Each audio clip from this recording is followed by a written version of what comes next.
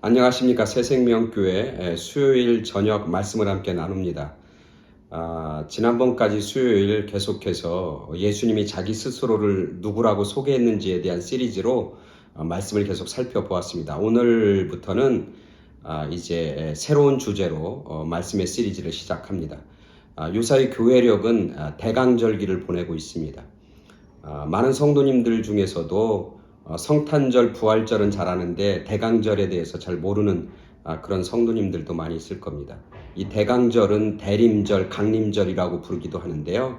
이것은 성탄절이 있는 바로 전 4주간에 교회에서 지키는 절기, 그것을 대강절이라고 그렇게 이야기합니다. 이 대강절에는 예수님의 탄생을 기다리는 마음, 그리고 다시 오실 예수님, 재림의 예수님을 기다리는 그런 성도의 마음과 신앙, 자세, 그것들을 우리가 훈련하고 또 그런 마음을 갖고 살아가는 그런 절기입니다. 그래서 교회 장식에 보면 보라색으로 다 장식을 합니다. 그 보라색이 가지고 있는 의미는 경건함, 회개, 그리고 신실함, 그런 것들을 상징하고 있죠. 강단 장식에 보면 보라색뿐만 아니라 유명한 대강절 초가 있습니다. 그죠? 여러분 잘 알 거예요. 대강절 초. 가운데 하얀색 초가 하나 있고 그 둘레에 4개의 보라색 초가 이렇게 있습니다. 그 초가 상징하는 그런 의미가 있는 거죠. 가운데 하얀색 초는 우리가 잘 아는 것처럼 예수 그리스도를 상징하는 거죠. 그래서 그 초는 언제 불을 밝히는 거냐면 성탄절, 크리스마스에 그 불을 밝히게 되는 거고, 이제 4개의 초, 사방에 있는 4개의 초를 이제 한 주씩 지나가면서 하나씩 초에 불을 비추게 되는 거죠. 그래서 첫 번째 초가 뭘 의미하는 거냐면 소망을 의미하고, 두 번째 초는 사랑을 의미하고, 세 번째 초는 분홍색을 띠고 있어요. 그 분홍색을 촛불을 밝히는데 그것은 기쁨을 얘기하고 rejoice를 얘기하고, 마지막 4번째 초는 평화, 그리고 peace를 상징하는 거죠. 그래서 첫 번째 초가 소망, hope, 두 번째가 사랑, love, 세 번째 초가 기쁨, rejoice, 4번째 초가 평화, peace, 이렇게 한 주간에 걸쳐서 하나씩 초를 밝히게 되는 것이죠. 오늘이 대강절 첫 번째 주입니다. 그래서 4주간에 걸쳐서 초의 의미를 가지고 있는 소망, 사랑, 기쁨, 평화, 이런 주제를 가지고 말씀을 하려고 합니다. 그래서 오늘은 첫 번째 주간으로 소망에 대해서 말씀을 전합니다. 이렇게 말씀을 전하기 전에 굉장히 거창하게 대강절기에서 얘기하고 대강절기의 미닝과 그것에 가지고 있는 장식과 장식이 가지고 있는 그런 의미를 말씀드리는 건 뭐냐면, 점점 시간이 지나면서 이 시즌이 성탄의 시즌이잖아요. 크리스마스의 시즌이잖아요. 성탄, 크리스마스의 시즌의 중심에는 누가 있나요? 크라이스트가 있잖아요. 예수님이 있잖아요. 근데 점점 오늘날에는 예수님은 없어지고 그냥 축제만 남아있고, 그 다음에 무슨 그런 어떤 즐기고 먹고 놀고 그리고 선물을 사고 쇼핑을 하고 하는 그런 어떤 물질적이고 어떤 상업적인 모습으로 점점 전락하고 있죠. 그래서 요새는 기독교 국가의 대표인 이 미국에서조차 크리스마스란 말을 쓰지 않잖아요. 할러데이라는 말을 쓰죠. 그죠? 그래서 해피 할러데이라고 하지 메리 크리스마스란 말을 잘 쓰지 않잖아요. 언론에서도 그렇고 커머셜 광고에서도 그렇고. 근데 우리가 이 시즌에 진짜 주인공과 진짜 의미가 무엇인지를 우리가 한번 되새길 필요가 있겠다 싶어서 제가 서두에 거창하게 대강절에 대해서 쭉 설명을 했습니다. 오늘은 그 소망에 대해서 말씀을 나눕니다. 여러분은 소망이 있습니까? 여러분은 소망이 있습니까? 예. 모든 사람, 제 생각에는 이 땅에 있는 모든 사람은 다 소망이 있습니다. 살아있는 사람들은 소망이 있습니다.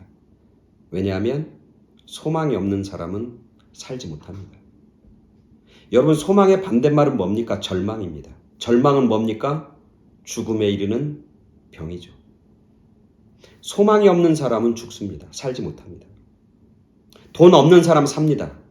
건강이 없는 사람도 삽니다. 높은 지위가 없는 사람도 삽니다.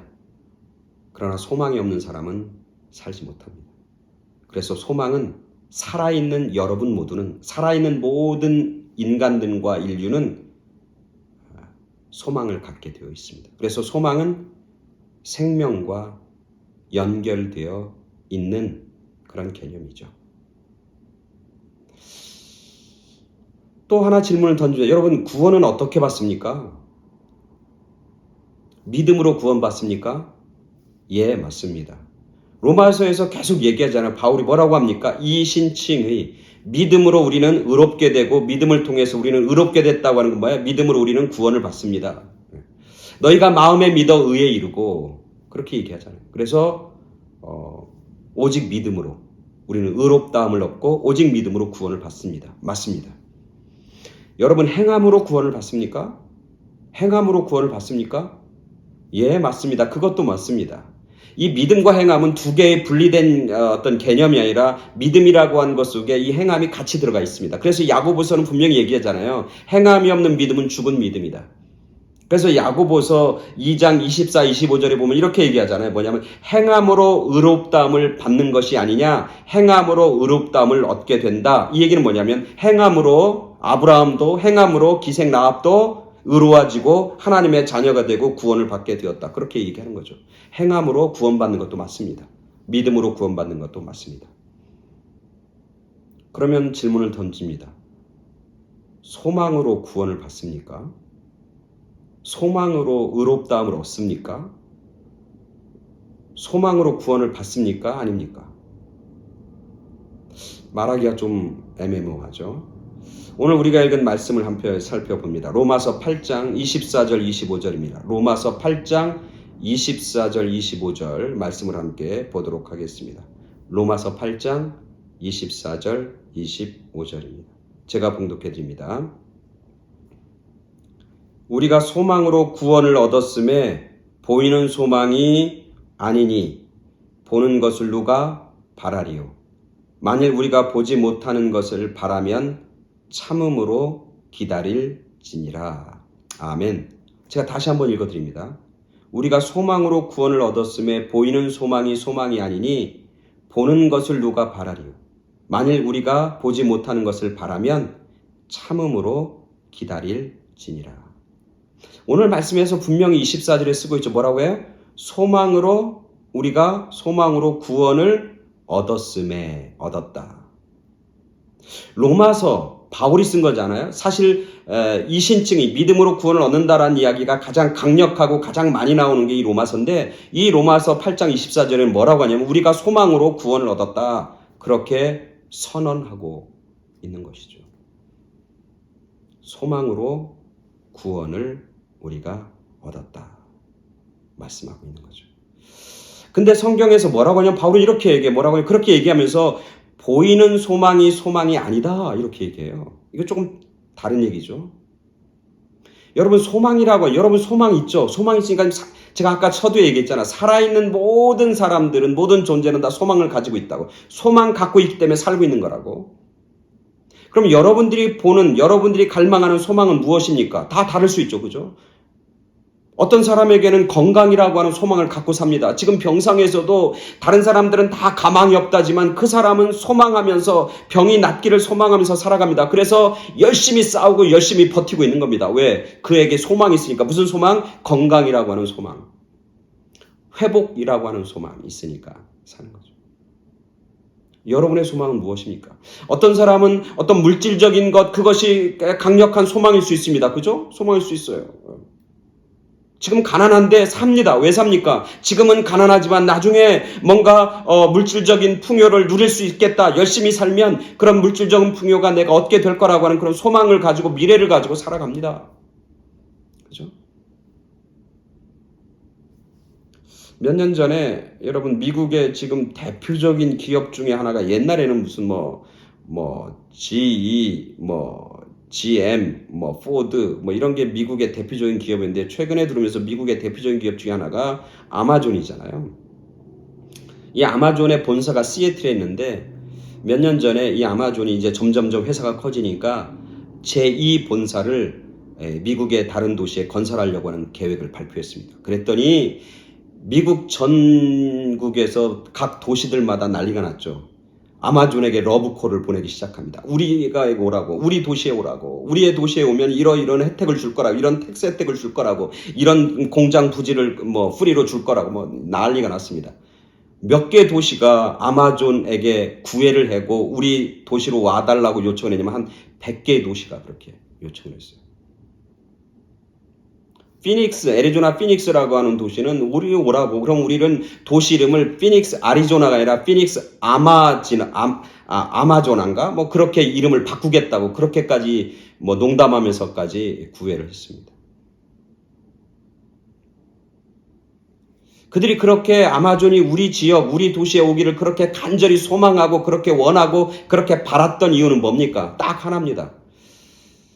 아마존이 들어오면 일자리를 창출할 수 있으니까 5만 개 이상의 일자리를 창출하고 아마존이라는 회사가 오게 되면 그 도시에 뭐가 오니까 물질적인 부가 따라오니까 도시를 부강하게 만들고 부자로 만들 수 있다고 하는 그 생각 때문에 아마존이 우리 지역으로 오라고 소망하고 바라고 구애하기 시작하는 거였죠. 우리가 살아가면서 무슨 소망을 가지고 있는가 참 중요합니다. 그죠? 그게 우리의 삶의 어떤 가치관이고 그리고 우리의 삶이 나아가는 방향과 일치하기 때문에 그렇습니다. 근데 우리는 소망하는 게 눈에 보이는 거야 되잖아요. 손에 잡혀야 되잖아요. 그래 우리가 바라보는 거고 소망하는 거잖아요. 근데 오늘 성경에서 뭐라고 하냐면 우리가 바라는 소망은 눈에 보이지 않는 거라고 이렇게 얘기해요. 그리고 보이는 소망이 아니다 라고 얘기해요. 보여야 소망을 하죠.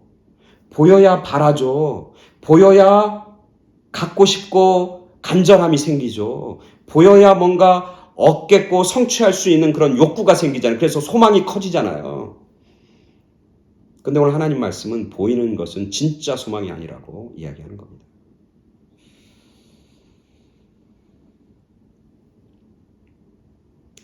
그러니까 이 말씀대로라고 하면 제가 볼 때 아주 단순하게 소망은 두 가지로 나눌 수 있는 거예요. 하나는 보이는 소망, 하나는 보이지 않는 소망. 세상에서는 이 보이는 소망을 잡으라고 끊임없이 이야기하고 끊임없이 유혹하는 거죠. 근데 이 보이는 소망은 한계가 있습니다. 그리고 템퍼러리, 일시적인 겁니다. 그죠? 예를 들면 그럽니다. 내가 육체가 약해요. 병들었어요. 그럼 그 사람이 가지고 있는 소망은 너무 건강해요. 근데 건강이 회복되면 소망이 이루어졌으니까 더 이상 바랄 게 없나요? 아니에요. 건강하고 나면 또 다른 바라는 것이 생기고 또 원하는 것이 생기고 또 욕망이 생기고 또 욕심이 생기고 또 소망이 생기는 거죠. 그래서 이 보이는 소망은 일시적인 거고 이것이 하나 이루어졌다고 해서 끝나는 게 아니라 계속되는 겁니다. 계속.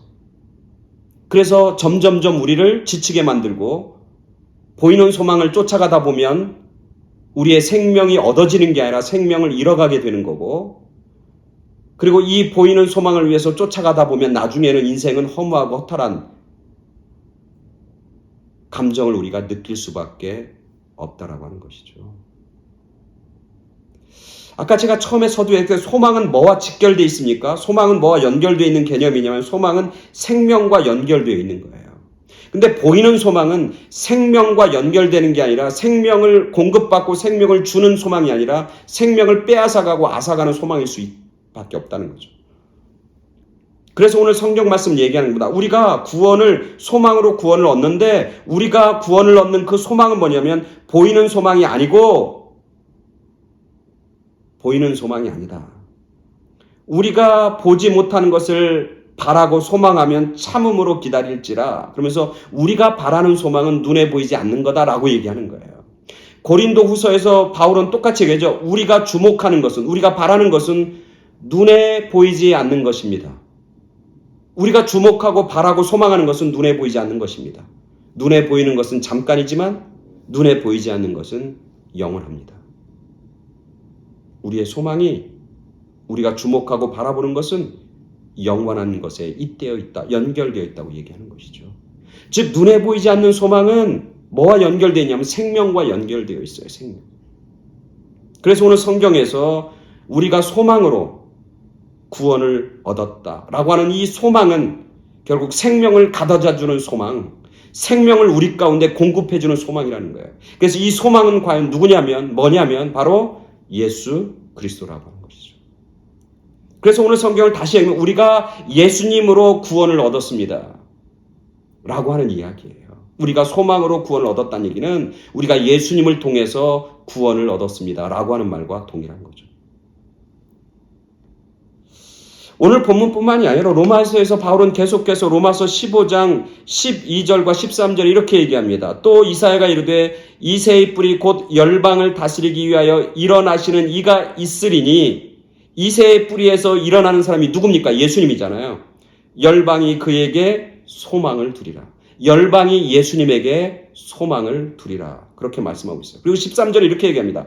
소망의 하나님이 모든 기쁨과 평강을 믿음 안에서 너희에게 충만하게 하사 성령의 능력으로 소망이 넘치게 하시기를 원하노라.